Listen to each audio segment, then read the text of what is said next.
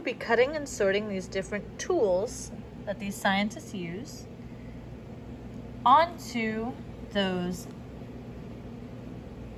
flaps that we did our investigations on. So our first is the rock pick, right? Magnifying glass and compass. If you think about it, right, a rock pick would definitely be used by a geologist, a scientist who studies the solid and liquid matter that make up the earth. So cut this out and glue that where it says tools on geologist. Next one we're taking a look at is our test tube, beaker, and goggles.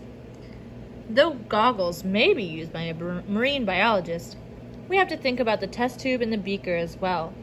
Those usually will hold chemicals, and that would be used by a chemist. A chemist is a scientist who studies the composition of matter and its properties. Please cut out and glue that where it says glue the tools on chemist. Next tool we're looking at is are thermometer and windsock. These tools would be used by someone that studies the weather, meteorologist, right?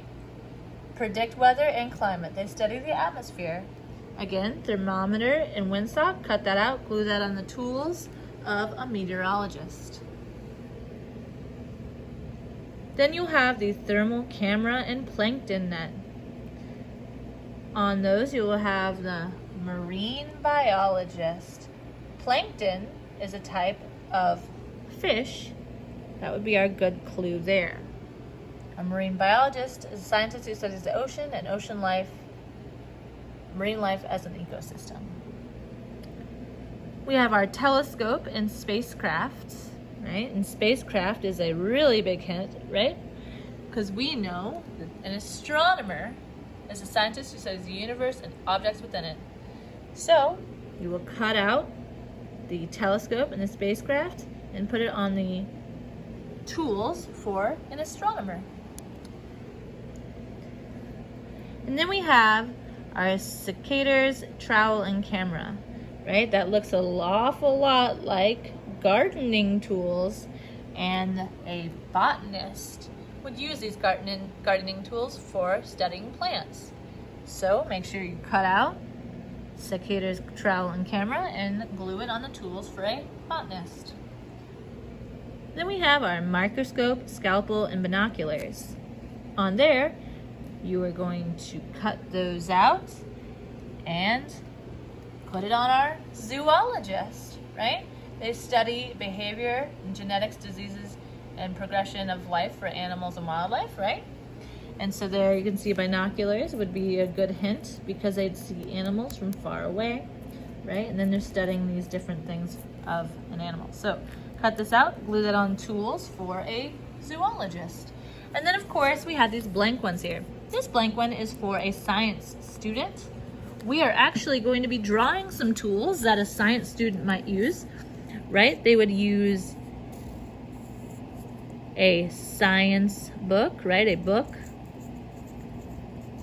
right? They might use a ruler. They might use a hand lens, like what we use in class, right? And they might also use a balance, like what you would do to compare the mass of two items. Once you've drawn those items, you will cut and glue them where it says science student. Once you have completed all the cutting and gluing of these different tools, submit a picture of all your pages. If you'd like to cut them out and line them up, or if you just would like to take a picture and submit them on the page, either is fine.